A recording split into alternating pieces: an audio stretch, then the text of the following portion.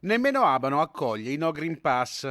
La notizia di un corteo per le strade del comune termale è rimbalzata sui canali social del movimento Veneto No Green Pass. Sabato pomeriggio tutti ad Abano in piazza del mercato e poi corteo. Questo l'annuncio. Il sindaco aponense Federico Barbierato non ha perso tempo e ha cercato con ogni mezzo di impedire la manifestazione. Il primo cittadino, con il sostegno di esercenti e albergatori termali, è stato ricevuto dal prefetto per un vertice che ha imposto restrizioni. Alla fine il movimento No Green Pass ha desistito, non accettando una manifestazione statica ad Abano. E dagli approfondimenti tecnici che sono stati fatti e tutte le valutazioni conseguenti, sembra che la manifestazione non si tenga più ad Abano.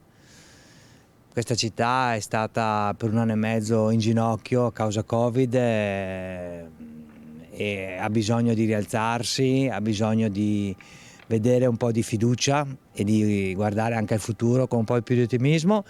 Siamo soddisfatti di questa valutazione che è stata fatta e, ripeto, ringrazio il prefetto e il questore per il lavoro che hanno svolto.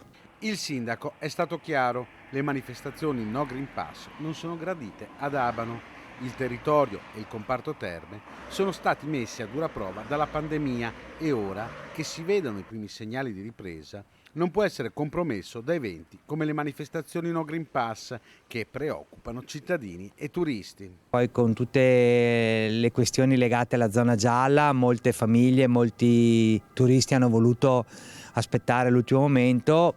Consideriamo che comunque in prossimità del Natale arriveranno turisti italiani nella nostra città anche in misura abbastanza buona. Visto il rifiuto di Abano al corteo, il movimento Veneto No Green Pass potrebbe tornare sui suoi passi e riproporre una manifestazione statica a Padova, anche se il sit-in di Piazza Sartori di sabato scorso non aveva raccolto le adesioni sperate, lasciando gli organizzatori delusi.